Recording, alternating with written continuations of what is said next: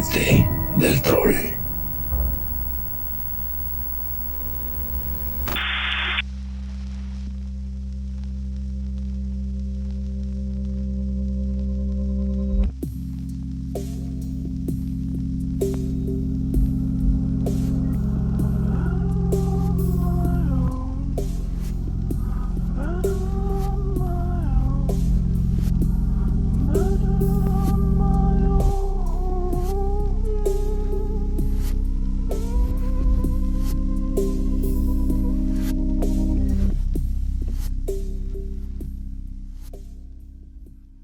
Como decíamos al final de nuestro episodio anterior, durante la segunda mitad del año de 1907, Raylan Fear y Belle Gunness se volverían ayudantes, amantes, entidades inseparables. Comenzó a decirse que iban juntos al pueblo, que él portaba algunos regalos lujosos que ella le había comprado. La gente se burlaba de Raylan Fear, un carpintero alcohólico que de repente tenía grandes sueños de ser el respetable señor de una casa, una gran granja. Y todo parecía apuntar en esa dirección. Raylan Fear era el amante de Belle Gunness, estaba viviendo en su granja y él tenía la esperanza de algún día convertirse en el esposo de Belle. Pero entonces, decíamos al cerrar nuestro episodio anterior, apareció de repente Andrew Helgelien.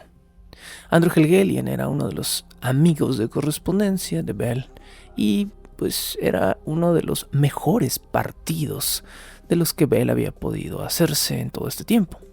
Era un hombre de casi 50 años de edad, 49 años de edad, que había sabido de la viuda, por supuesto, por medio de un anuncio en el Titende de Minneapolis, un diario que hizo que Belle y Andrew comenzaran a escribirse por cerca de 18 meses.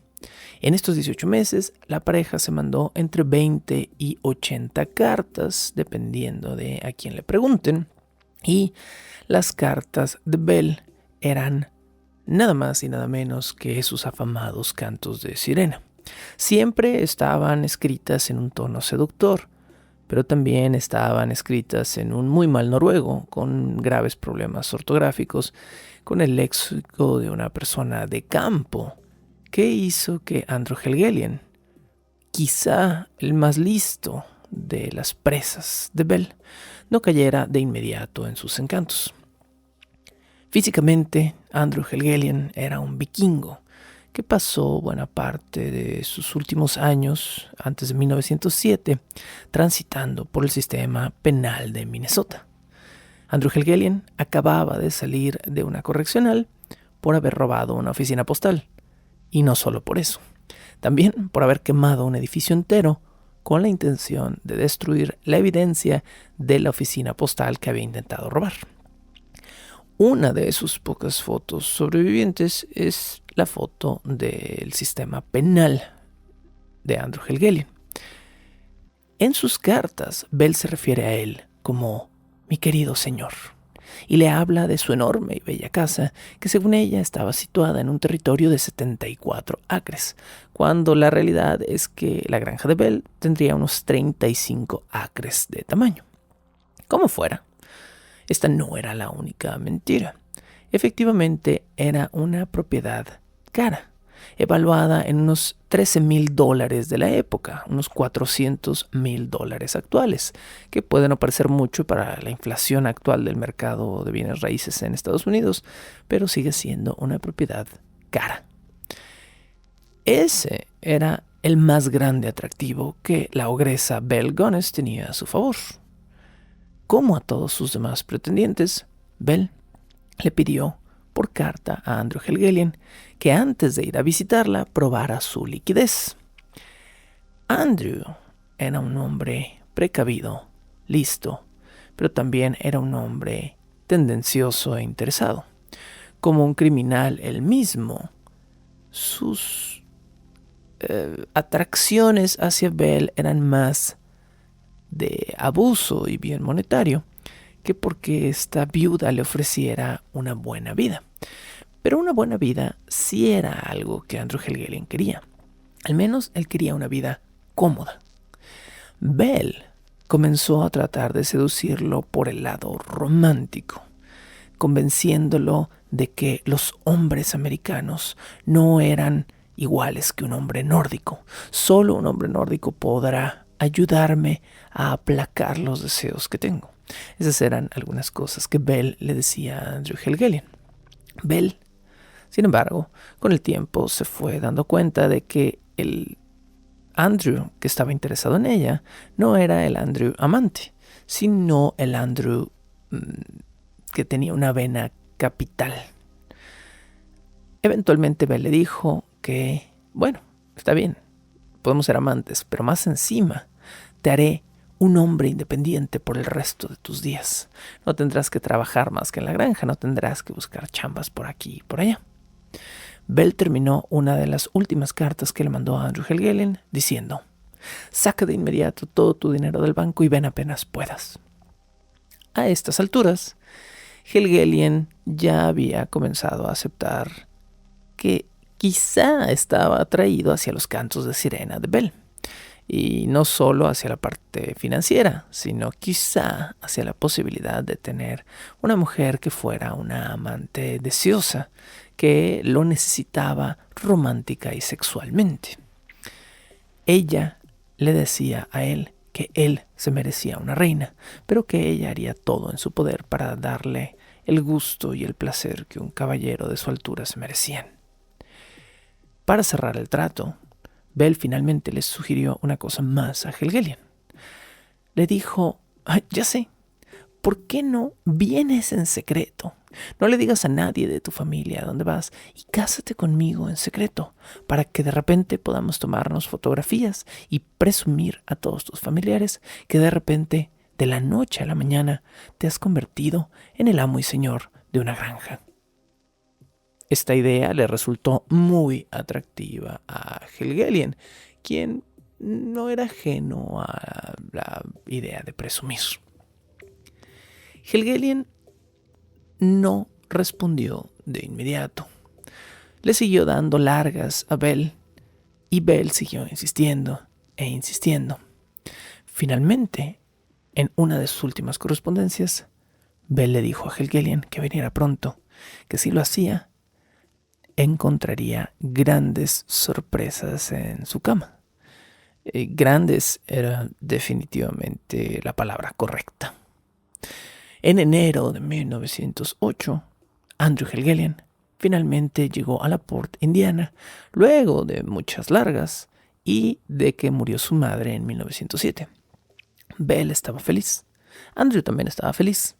Pero si alguien no lo estaba en toda esta ecuación, era Ray Lamphere, el anterior y todavía amante de Belle. Bienvenidos a este nuevo episodio de Bajo el Puente del Troll.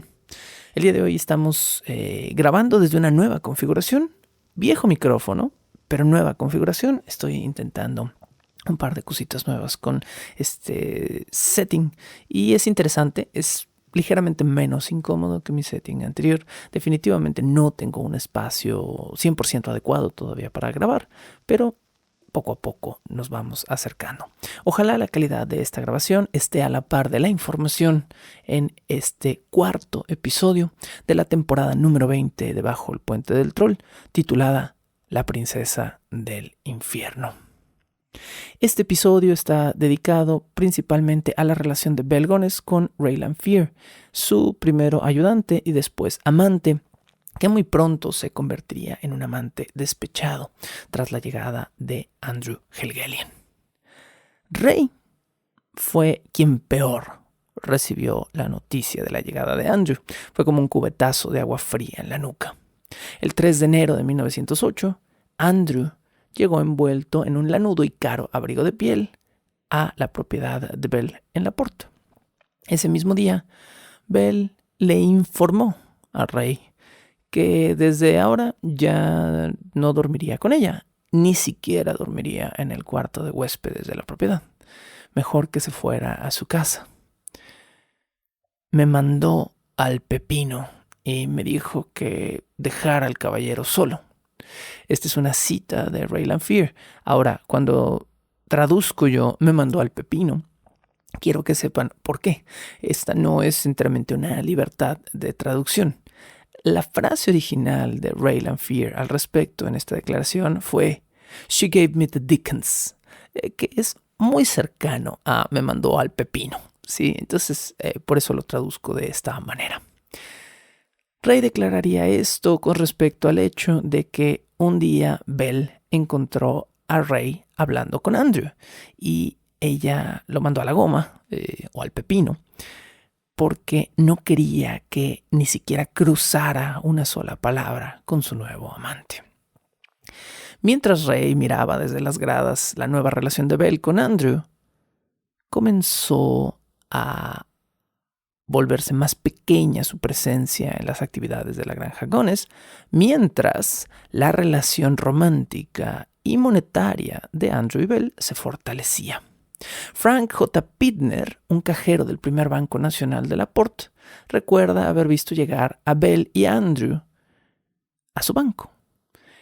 Ella iba sin abrigo y, según nos dice Frank Pittner, ella era tan grande como Andrew Helgelien con un enorme abrigo de pieles encima. Detalles que recuerda el cajero. Llegaron ahí la mañana del 6 de enero con 3 certificados de depósito que Andrew Helgelien buscaba cambiar por efectivo. Pittner tenía malas noticias para la pareja, pero estas noticias cayeron particularmente mal en Belle, quien no tomó bien el hecho de que Pittner les dijo que para esperar el monto total del dinero tendrían que pasar unos 5 o 6 días porque era una cantidad fuerte de dinero y en ese momento el banco no tenía la liquidez. Al momento de darles la noticia, Pittner recuerda que Belle no escondió su enojo. Se molestó y pidió la mayor urgencia con el trámite, pero no había nada que hacer. Tenían que esperar de 5 a 6 días hábiles y se acabó. Una parte del dinero llegó finalmente al aporte el día 11 de enero de 1908. Belle, esta segunda ocasión, dice Pittner, entró al banco con, ¿cómo decirlo?, mucha mejor cara, disposición. Se veía muy tranquila, pero Andrew Helgelien se notaba enfermo. Ahora, dado que la suma que Pittner les iba a dar ese día era una suma considerable de dinero, $2,839, el equivalente a $75,000 en 2021, el cajero le sugirió a Andrew que mejor se llevara un cheque de caja en caso de que lo asaltaran. Helgelien de inmediato le dijo que le parecía una buena idea, pero Belle se negó rotundamente. Y finalmente convenció a Andrew de que solo aceptaran dinero en efectivo. La mitad en monedas de oro, la otra mitad en billetes. Cuando los $2,839 quedaron saldados, Pittner le preguntó muy curioso a Andrew Helgelien si el dinero era para alguna transacción en particular. ¿Por qué querrían $2,800 en efectivo, la mitad en billetes y en monedas de oro? ¿Qué cosa iban a comprar? En ese momento, Belle le contestó mordaz al empleado: métase en sus propios asuntos. Y después de eso, la pareja salió del banco. El martes 14 de enero de 1908, Raylan Fear llegó a hacer un trabajo a la granja Gones. Pero Belle le dijo que el día de hoy tenía para él un mandado un poquito extraño. Según ella, había acordado con un primo lejano, un tal John Moe, un intercambio de caballos. El mandado era el siguiente: Ray tenía que irse montado en el caballo que presuntamente iba a intercambiar hasta Michigan City, donde debía esperar al primo John Moe a que llegara con otro caballo. Ambos debían intercambiar los caballos y Ray debía regresar entonces a la granja. Belle le dijo a Raylan Fear que si por alguna casualidad muy extraña John Moe no llegaba a tiempo a la transacción, por favor lo esperara, incluso si tenía que pasar toda la noche en una posada local. Ray, que no estaba muy feliz, pero finalmente quería hacer lo que Belle le pedía, decidió llevar el caballo y hacer el mandado. Pero no iba solo. Dado que probablemente habría muchas horas muertas, Ray se llevó a un amigo, Ray. Esto va a ser un poquito confuso los siguientes minutos, pero Ray y su amigo Ray se fueron juntos a Michigan City. Dicho y hecho, qué curioso que Bell lo antelara. El primo Moe jamás llegó. Dieron las 5 de la tarde y Ray y Ray finalmente decidieron desistir de esperar al primo Moe. Se fueron a una hostería a comer, a beber y después de unas 2 o 3 horas se metieron a un show de vodevil de 5 centavos. Cerca de las 8 de la noche, Ray volvió al establo donde la transacción presuntamente iba a tener lugar, pero no había ni un rayito ni una señal de John Moe, así que Ray Fear desistió y en vez de seguir las órdenes de Bell y de quedarse toda la noche en la posada de Michigan City, Lanphier y su amigo Ray decidieron regresar a la Port esa misma noche. Regresaron cerca de las 9:15 de la noche. Al volver, Ray le dijo a su amigo que iba a checar a ver en qué andaba la vieja. Esa fue más o menos la frase que Ray usó, refiriéndose por supuesto a Belle Gunness. Ray prometió ver más tarde a su amigo Ray en un salón local, Smith's Saloon, que era básicamente el único bar que había en todo la Port, y se fue en dirección a la granja Gunness. Ray dice que esperó hasta muy tarde a Ray Lanphier, pero esa noche no regresó. Después de esa noche, nadie nunca volvería a saber nada de Andrew Helgelien. Helgelien, hay que puntualizarlo, no había terminado de retirar todas sus finanzas del banco cuando, comillas, desapareció. Al parecer, Andrew era más precavido de lo que Bell había esperado y quería establecer una mejor relación con ella antes de comprometerse de lleno con la viuda y darle todo su dinero, cosa que supongo está muy bien.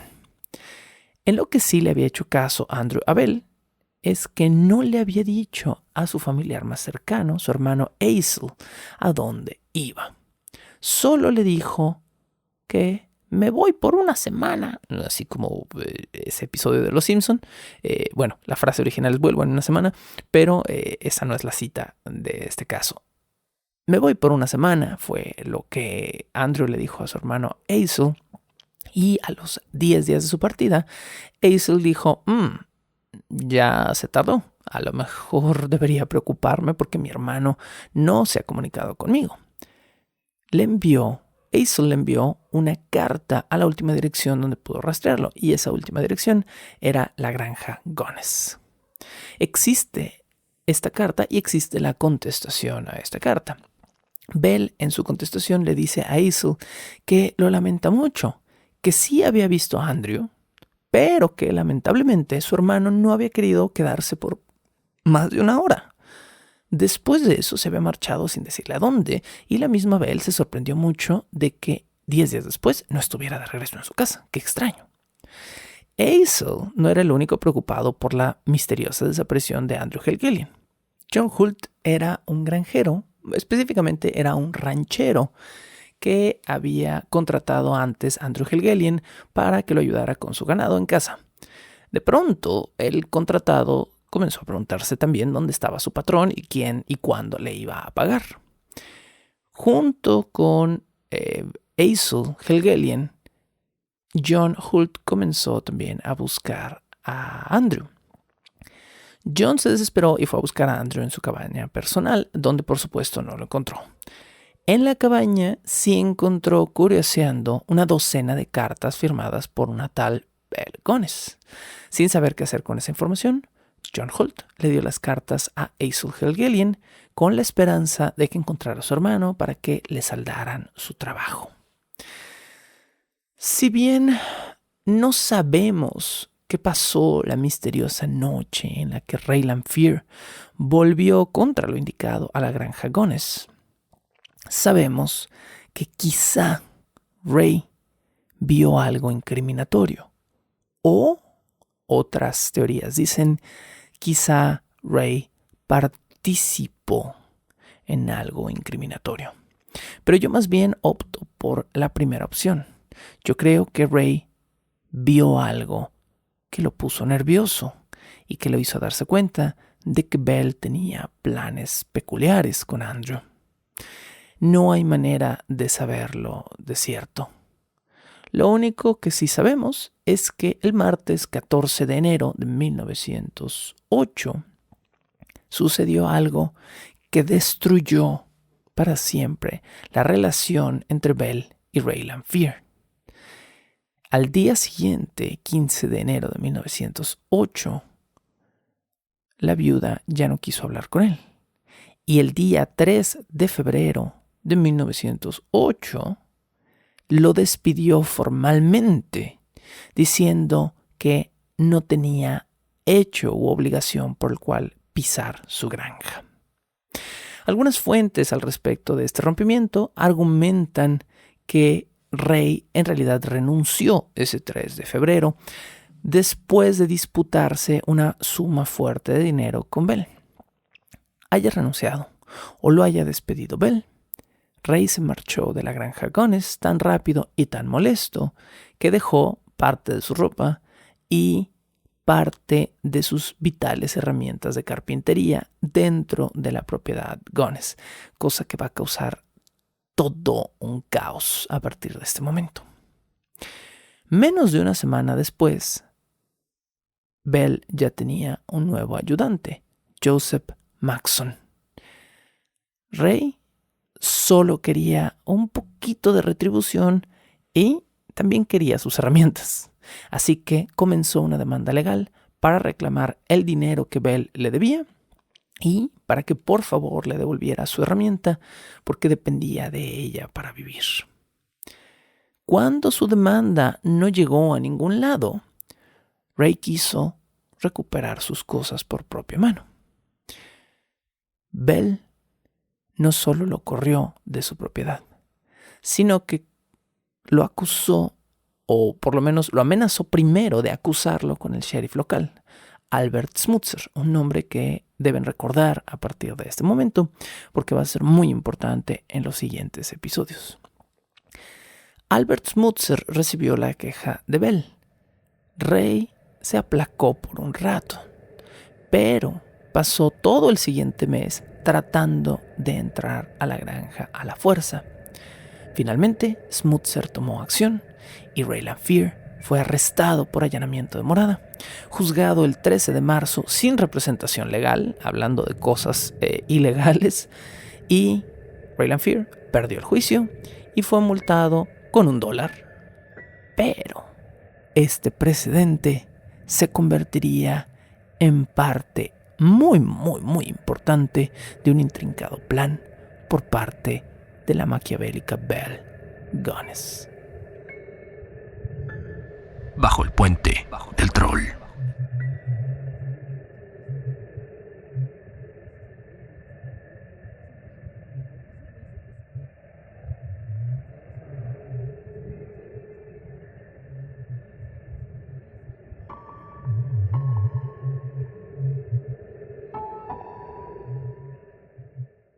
La batalla entre Raylan Fear y Bell Gunness apenas empezaba, pero había otra batalla en continuación, la batalla de Azel Helgelien y Bell Gunness. Azel no quería dejar a Bell en paz porque sospechaba que tenía cartas en el asunto, cartas literales y metafóricas, por supuesto. El 27 de marzo, Bell le contestó a Azel por correspondencia: ¿quieres saber dónde está tu hermano? Pues la verdad yo también quisiera saber eso, pero no te puedo dar una respuesta definitiva. Según continúa recontando esta carta, lo único que Bell sabía presuntamente de Andrew es que al parecer se había ido en busca de un hermano perdido suyo, que era un apostador profesional que debía vivir en Aberdeen y quizá lo encontrara en enero de ese año. Después de no haberlo encontrado al parecer en Minneapolis, Andrew había parado y había partido a buscarlo en Laporte. Después iba a ir a Chicago o a Nueva York, pero él siempre pensó que su hermano quizás se había ido a Noruega y que estaba dispuesto a ir tras él. Esta es otra cita de la carta de Bell. Bell también le dijo a Hazel que había recibido una carta de su hermano desde Chicago en algún punto, diciendo que iba a continuar buscando a su hermano y que, por favor, no le escribiera más hasta que él no se comunicara con ella. Muy conveniente. La enredosa mentira de Bell, por supuesto, no convenció de todo a Hazel Helgelien, pero en realidad él tampoco tenía motivos para sospechar que ella directamente hubiera hecho algo.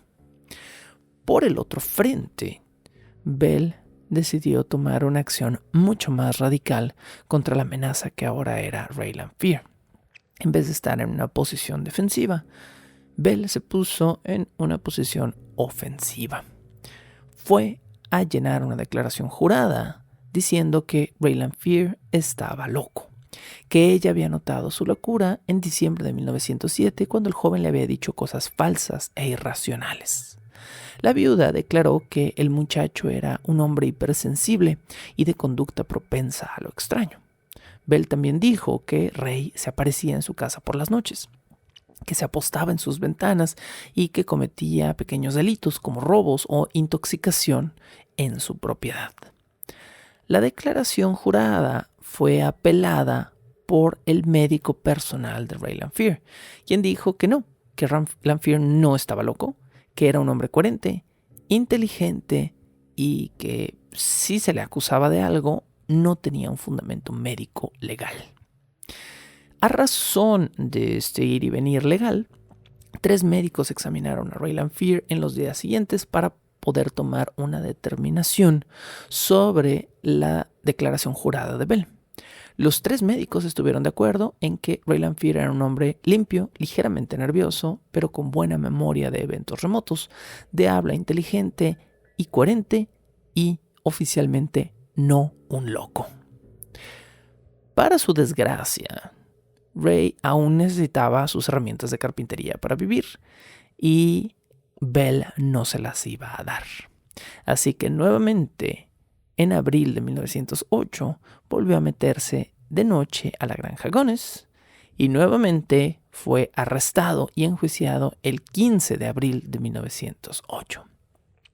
Mientras tanto, tenemos por el otro lado a Hazel, que continuaba escribiéndole frenéticamente a Bell con la intención de presionarla para que le dijera la verdad sobre el paradero de su hermano desaparecido.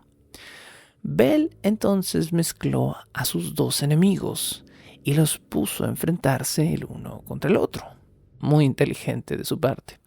Bell le dijo a Hazel que le habían llegado cartas que probaban que todo lo que ella estaba diciendo era verdad, que Andrew estaba en Chicago y que luego se había ido a Nueva York. Pero desafortunadamente dichas cartas habían sido robadas por un loco local llamado Raylan Fear, que se había metido a su propiedad con la intención de causarle el mal. Muy inteligente otra vez esto de parte de Bell. Luego de su segundo arresto, 2 de los médicos que habían dicho que Raylan Fear era una persona perfectamente racional y normal se retractaron de su diagnóstico, diciendo que ahora claramente podían ver que el comportamiento obsesivo de Ray no era el más sano. Bell usó este segundo arresto para acusar a Ray del robo de las presuntas cartas. Esto con la intención de defenderse con un precedente legal de Hazel Helgelien. Este testimonio se sumó al hecho de que varias personas en LaPorte sabían que Ray sí era un alcohólico obsesivo, que estaba enamorado de Bell y que se había metido múltiples veces a su casa. Así que al comisario de LaPorte comenzó a hacerle mucho sentido que Raylan Fear pudiera estar involucrado en todo esto. Y si Raylan Fear era un amante celoso que se había robado cartas y que había tratado de acosar a Bell en su propiedad, ¿qué le impedía haber dañado a Andrew Helgelien, el hombre de quien debía estar más celoso en todo LaPorte? Lanphier esta vez sí buscó representación legal, porque sabía que su situación había empeorado mucho. Wirt Worden se convertiría en su abogado ese miércoles 15 de abril durante su segundo juicio. Ese día, Worden se lanzó a tratar de manchar por completo la credibilidad de Bell. Cuestionó la muerte de su esposo Peter Gones, a lo que el abogado acusador, que estaba acusando pues a Raylan Fear, se lanzó a defenderla, gritando en la corte: ¡objeción! Espere, señora Gones, ¿que no tenía su esposo Peter un gran seguro de vida? ¡Objeción!, dijo el abogado defensor, el abogado acusador por segunda vez. Señora Gones, dijo Warden, ¿cobró usted ese seguro de vida? ¡Objeción!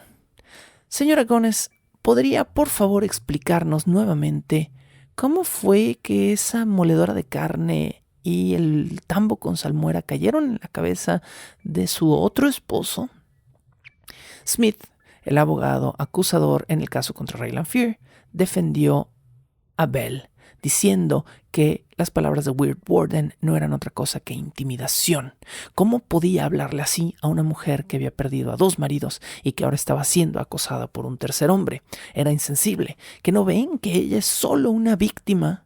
2 hombres se han muerto cerca de ella y ella, sufriéndolo, buscó nuevamente, que terminó siendo un loco, Raylan Fear. Y cuando ella consiguió un nuevo hombre, un hombre que le era conveniente de verdad, es probable que Raylan Fear lo haya atacado. Eso fue lo que se lanzó de alguna manera a decir Smith en ese momento, dejando a Warden en una posición donde él se veía como el malvado y misógino, cuando en realidad todo lo que Warden estaba cuestionando era lo que había pasado. A pesar de este exabrupto por parte de Smith, Weird Warden prosiguió su interrogatorio contra la acusadora, cuestionándola sobre Matt Sorenson, sobre su muerte, sobre su seguro de vida. Cuando Warden le preguntó si no se había hecho una investigación completa sobre el posible envenenamiento de su esposo Matt, Smith finalmente le pidió al juez que detuvieran por completo el interrogatorio. El juez le dio la razón a Smith porque no encontraba una relación evidente entre los cuestionamientos de Warden y el caso de Raylan Fear. Era Raylan Fear quien debía estar bajo la lupa, no Bell Gones. Cuando Bell estaba a punto de bajar del estrado, Warden, casi en desacato, le lanzó una última pregunta. Un momento, por favor, señora Gones, le dijo. ¿Cuándo se supone que va a regresar su hija Jenny Olson a su casa? ¿Que no lleva ya mucho tiempo en California? Antes de que una azorada Bell pudiera contestar, el juez detuvo por completo el interrogatorio.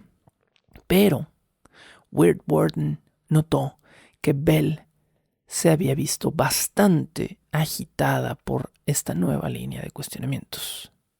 Durante el cierre del juicio, Warden declaró que Bell había estado claramente afectada por las preguntas que le había hecho y que tampoco había salido muy airosa cuando le había pedido respuestas, mucho menos en la situación de Andrew Helgelien.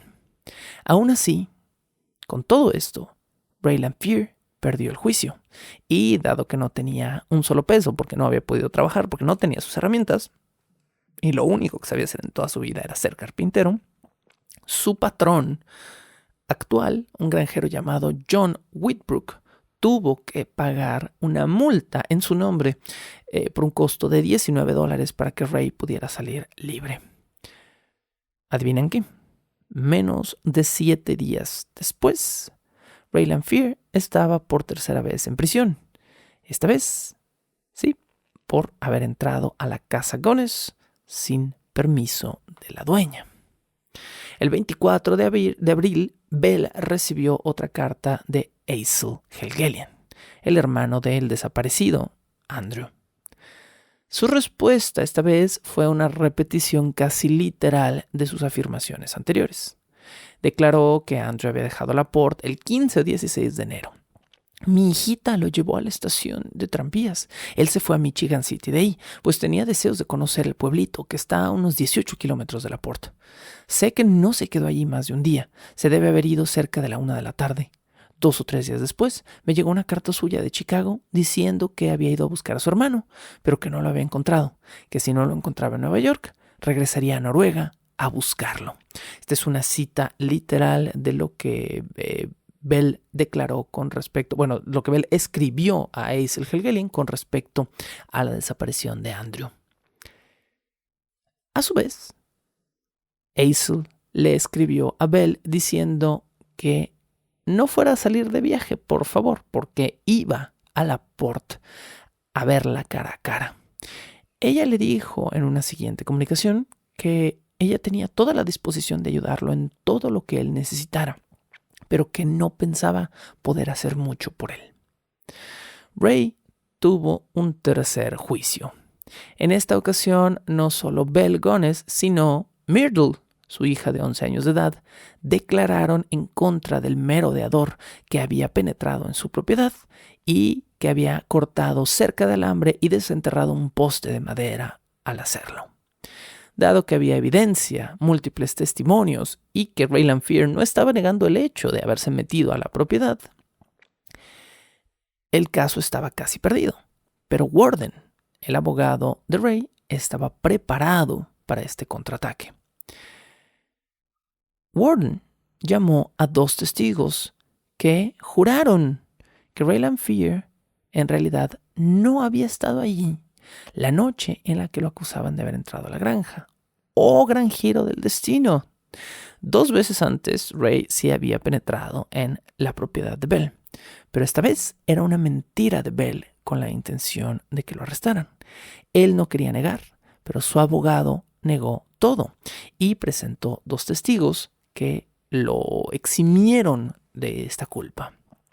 Por primera vez en sus 3 juicios, Ray Lamphere fue encontrado inocente del crimen de merodeo y allanamiento de morada, y una muy enojada Bell tuvo que pagar todos los costos del juicio. Esto no dejó nada feliz a la ogresa, que de inmediato pensó en cómo contraatacar. Durante la última semana de 1908, Berta Schultz, una empleada de la tienda donde Belle Gunness hacía sus compras habituales, dijo haber visto entrar a la viuda en una actitud perturbada. Belle se dirigió a la chica y le contó muy asustada que acababa de ser acosada por Ray Lamphere, quien supuestamente le había dicho que tenía un oscuro secreto sobre ella que pensaba esparcir por todo el pueblo. Al día siguiente de eso, Belle regresó a la tienda y volvió a platicar con Berta Schultz. Le dijo que sospechaba que Ray Lamphere estaba pensando incendiar su granja, matarla a ella y a todos sus hijos. Y por supuesto, esta amenaza, real o no de parte de Ray, tenía una clara intención real de parte de Belle. En juicios posteriores, el reemplazo de Ray Lamphere, Joseph Maxson, a quien mencioné hace unos minutos, declararía que la mañana del lunes 27 de abril de 1908 fue una mañana muy extraña en la granja Gunness. Al parecer, Belle ese día sacó temprano a sus hijas de la escuela, porque sus hijas habían llegado muy perturbadas a la escuela, y su maestra, Miss Carrie Garwood, se enteró de algo perturbador también esa mañana. Esta es la declaración que Miss Carrie Garwood hizo al respecto de ese 27 de abril. La mañana del 27 de abril noté que las 2 niñas Gunness habían llegado llorando a la escuela. Tenían las mejillas rojas y muy hinchadas y se veían muy tristes. Llamé a Myrtle y le pregunté si estaba en algún tipo de problema. De inmediato me contestó que esa mañana su madre les había dado una golpiza tremenda. Fue la primera vez que yo vi a las niñas comportarse de esa forma y me sorprendió mucho. Le seguí preguntando.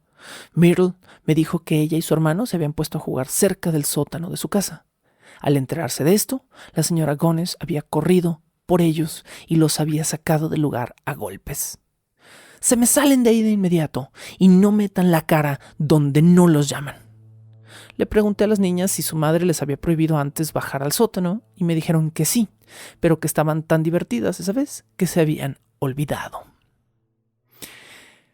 Hay algo verdaderamente sospechoso en esta declaración.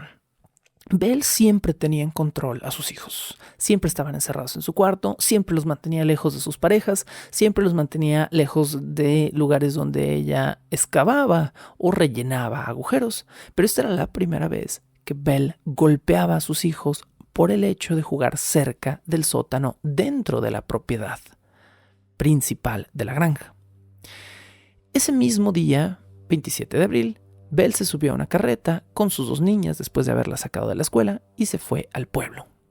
Se detuvo en la oficina de su abogado, Melvin Leliter. Melvin informó que Bell había llegado bañada en lágrimas y muy consternada, y que le había dicho que todo esto era por culpa de Ray Lamphere, quien había ido a amenazarla con quemar su granja hasta que los tablones cayeran sobre su cabeza. El abogado le recomendó algo muy simple a la mujer. Le dijo que cargara su escopeta y la próxima vez que lo viera en su propiedad, lo llenara de perdigones. La mujer le dijo que no venía a buscar consejos. Venía en una postura oficial porque tenía miedo de morir y quería cambiar su herencia en caso de que algo misterioso le pasara. Leliter procedió a modificar el documento, en el cual ahora Bell le dejaba todos sus bienes a sus hijos, únicamente a Myrtle Adolphine Sorenson, a Lucy Berglade Sorenson y a Philip Alexander Gones, no a Jenny Olson. Solo quiero puntualizar esto a estas alturas. Ni un peso para Jenny Olson. Si por algún azar del destino sus 3 hijos sufrían un destino similar al suyo, todos sus bienes liquidados, incluido el valor de su propiedad, debían pasar a potestad del orfanato para niños noruegos de Chicago, el lugar donde Bell había pasado horas tratando de adoptar niños en años anteriores. Una vez que el nuevo documento estuvo redactado, Bell lo llevó a una caja de seguridad en el Banco del Estado, donde también hizo un depósito por $730.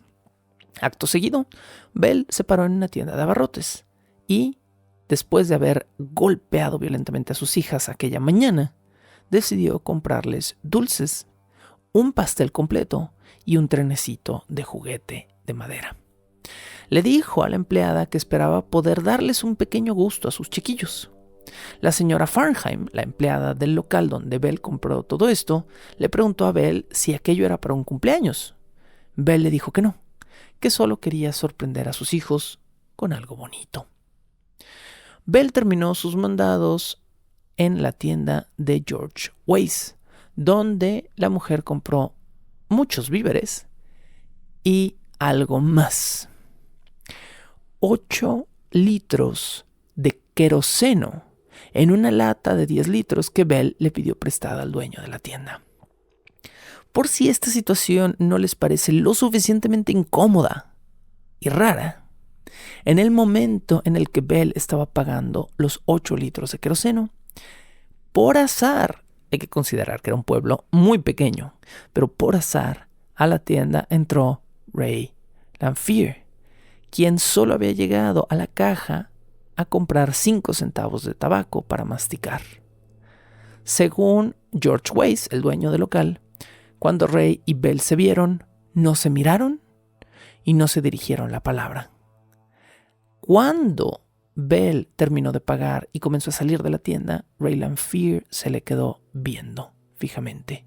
La siguió con la mirada, la observó desatar sus caballos, subirse a su carreta e irse. En todo momento, Bell no le habló ni lo miró una sola vez a los ojos. Pero Ray había visto la compra. ¿Y qué iba a pasar? Lo sabremos después de esta pequeña pausa. Bajo el puente del troll.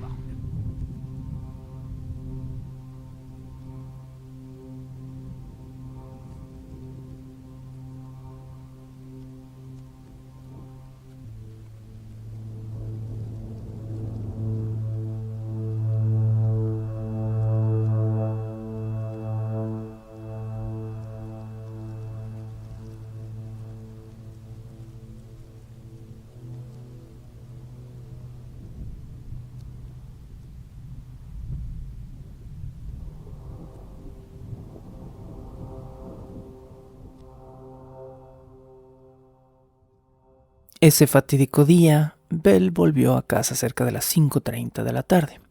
Su nuevo ayudante, Joe Maxson, la asistió con las bolsas del mercado y también recuerda haber bajado de la carreta de Belle una lata de queroseno de 10 litros que puso en el espacio bajo las escaleras de la casa principal. A las 6:30, la familia entera, con él incluido, se sentaron a cenar pan con mantequilla, carne seca, salmón, bistec de res y papas. Todo el mundo tenía hambre, todo el mundo comió, declararía Maxson. El postre fueron galletas con mermelada. Al terminar la cena, la familia se puso a jugar juegos como la Caperucita y el zorro, un juego donde al parecer un zorro o un lobo busca atrapar a Caperucita en torno a otros jugadores. Maxson dice que Belle disfrutaba mucho este juego, que la emocionaba y que gritaba cada vez que el zorro atrapaba o casi atrapaba a Caperucita. A las 8:30 de la noche, por la costumbre de la vida de campo, Maxson ya estaba cabeceando de sueño y se disculpó para irse a su cama a dormir. Dijo buenas noches a Belle y a los niños, subió al cuarto de huéspedes a dormir. Y esa fue la última vez que vi a la señora Gunness. Estaba sentada en el piso con sus hijas y su hijo, jugando con el trenecito de juguete que les había comprado ese mismo día. Esas son las palabras de Maxson al respecto de estos confusos hechos que cierran o abren más bien lo que viene a continuación. Maxson despertó la madrugada del día siguiente, pensando entre sueños todavía modorro que quizá la señora Gunness se había levantado muy temprano y estaba cocinando para su familia, porque de repente su nariz percibió lo que él describe como un olor a hotcakes quemados. Le tomó un segundo más inhalar el humo y darse cuenta de que lo despertó fue que se estaba ahogando. Su cuarto entero estaba lleno de humo. Sus pulmones también estaban llenos de humo. Maxson salió tan rápido como pudo, pero se dio cuenta de que estaba en ropa interior larga y de que quizá sería vulnerable al fuego. Maxson abrió de inmediato la ventana de su cuarto en el piso superior de la casa Gunness para dejar salir algo de humo. Cuando sacó la cabeza, se percató de que toda la propiedad bajo sus pies estaba en llamas. Maxson se puso botas, abrió la puerta de su cuarto de una patada y comenzó a buscar desesperadamente a Belle y a los niños por toda la casa. Intentó gritar ¡fuego! ¡fuego! Pero el humo denso y negro lo ahogó de inmediato y Maxson no pudo hacer nada más que toser. Maxson regresó y tomó algunas de sus posesiones más valiosas antes de salir corriendo de la casa hacia el cobertizo en la parte trasera. Una vez más, Maxson valientemente intentó volver dentro de la casa a buscar a la familia Gunness, pero las llamas lo obligaron a salir de la propiedad. Maxson dio vuelta a la propiedad, es decir, había salido por la puerta trasera, corrió hacia la puerta delantera y trató de patear la puerta principal de la casa, pero estaba muy bien cerrada y no pudo romperla. Fue al cobertizo por un hacha y comenzó a golpear la hoja de madera cuando oyó un crujido. Volteó hacia arriba y vio que el techo de la casa estaba cediendo. Justo sobre el cuarto de huéspedes donde él minutos antes había estado dormido. Unos segundos después, Maxson se echó para atrás y todo el techo del cuarto de huéspedes colapsó sobre su cama. Y si él hubiera seguido ahí, lo habría matado. Ella Clifford era una de las vecinas más cercanas de la granja Gunness. Y era una mujer que, según las costumbres de la época, se levantaba a las 4 de la mañana a preparar el desayuno. Esto es muy interesante. En alguna ocasión me gustaría hablar de ello. En este episodio quizá no sea lo más adecuado porque estamos relatando algo muy emocionante. Pero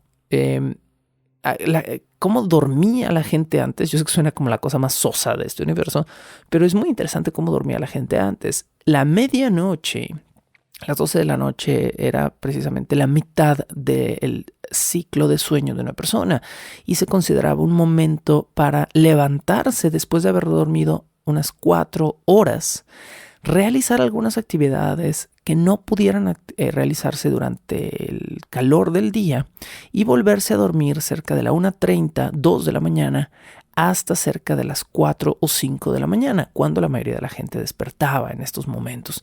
Esta era la vida de campo y esta era la forma común de dormir, porque los ciclos de luz artificial todavía no se habían establecido como existen hoy en día. La iluminación eléctrica viene a cambiar la forma en la que los seres humanos dormimos por miles quizá de años. Entonces, en esta época todavía era muy común que la gente arrancara su día cerca de las 4 de la mañana, 1 o 2 horas antes del amanecer. Ella Clifford ya estaba levantada a las 4 de la mañana y fue la primera vecina de la periferia que notó humo y vio el color naranja brotando de la madera de la granja Gones. La mujer corrió de inmediato a despertar a su hijo William y le dijo que se fuera en su bicicleta a la casa de los Gones a ver si alguien necesitaba ayuda. William llegó justo un segundo después, cuando Joe Maxson estaba intentando derribar la puerta con el hacha y vio el techo de la casa también colapsar. Mientras tanto, la señora Clifford despertó a su esposo Michael y a su cuñado William, que es muy confuso porque su hijo se llama William, su cuñado se llama William, entonces el cuñado se llama William Humphrey y el hijo no, entonces le vamos a decir al cuñado Humphrey y al hijo William para tratar de distinguirlos a partir de este momento, porque tienen mucha acción en este final de capítulo. Humphrey y Clifford, el esposo y el cuñado de la señora Ella, también se lanzaron corriendo hacia la propiedad Gones. Cuando ellos llegaron, el fuego ya había devorado casi toda la casa. Maxson y William, el hijo, permanecían de pie frente a la propiedad sin poder hacer nada. Joe tenía un hacha en las manos y estaba completamente ennegrecido de piel y ropa a causa del humo. Los 4 hombres comenzaron a gritar hacia el interior de la casa, esperando oír a alguno de los niños o a la misma Belle responderles, pero jamás escucharon dicha respuesta. Humphrey encontró una escalera cerca del cobertizo e intentaron subir, a pesar de que la casa ya estaba completamente en llamas. Recargaron la escalera contra la estructura de la casa e intentaron subir a ver algunas de las habitaciones de los niños. Humphrey se asomó como pudo a lo que sería el cuarto de los niños, pero notó algo muy extraño. Las camas de los niños estaban hechas e intactas, como si nadie nunca hubiera dormido en ellas. Claro que estaban comenzando a envolverse en llamas, pero no había gente encima de ellas y no estaban descendidas. Eso es algo que Humphrey alcanzó a ver. Dijo después no haber visto a ningún niño, ni vivo ni muerto. Humphrey trató de correr por una especie como de techuelo que había, digamos, hacia el porche, hacia la ventana de la habitación de Belle, y alcanzó también a notar entre las llamas que la cama había estado hecha y vacía. Inmediatamente después, Humphrey miró hacia abajo y se dio cuenta de que entre los maderos sobre los que estaba parado había comenzado a pasar el fuego y que le había empezado a morder los pies. Así que Humphrey, temiendo por su vida, se alejó de las ventanas, bajó nuevamente por la escalera y le informó a los otros hombres que no había nadie en las camas. La predicción de Belle Gones se había cumplido. Qué casualidad, qué mujer tan previsora del futuro. Cuando temió por la vida de su marido, justo en la fecha en la que sus 2 seguros de vida coincidían, su marido desafortunadamente murió. Y solo unas cuantas horas después de que ella había ido al pueblo a decirle a su abogado que temía por su vida, que cambiaba su testamento, que curiosamente no le dejaba nada a su única hija que no estaba en la propiedad cuando la propiedad se quemó, había acertado. Ahora la granja Gones estaba en llamas. Era una bola de fuego en medio de la negrura de la madrugada y poco a poco otros vecinos fueron despertando y corrieron a tratar de sacar a Belle y a los niños. Pero el fuego era muy agresivo. De hecho, era tan agresivo este fuego que nadie podía apagar las llamas. Era como un fuego provocado, un fuego alimentado por algún acelerante aceitoso que soltaba un humo negro y que claramente no era accidental. Daniel Hudson, otro vecino cercano, llegó a la propiedad justo cuando ya había flamas saliendo de todas las ventanas y la estructura completa de la planta baja también estaba cercana a colapsar.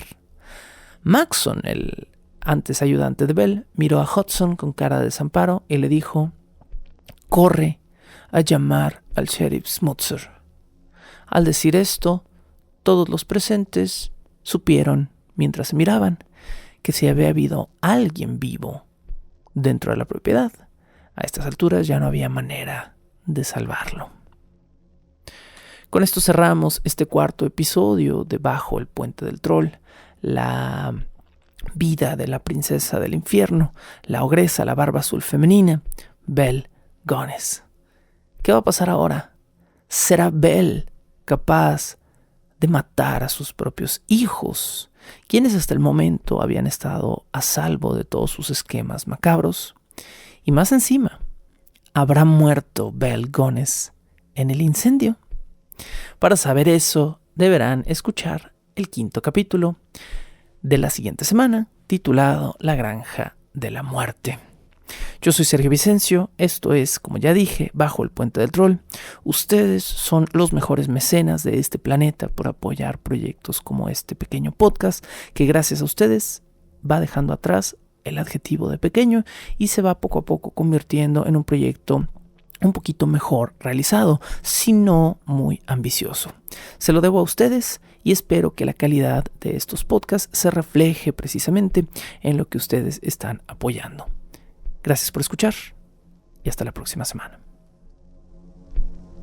La locución, la producción y la música original de este programa son creadas por Sergio Vicencio. Ve a patreon.com/Sergio Vicencio y apoya este podcast para obtener horas de contenido adicional.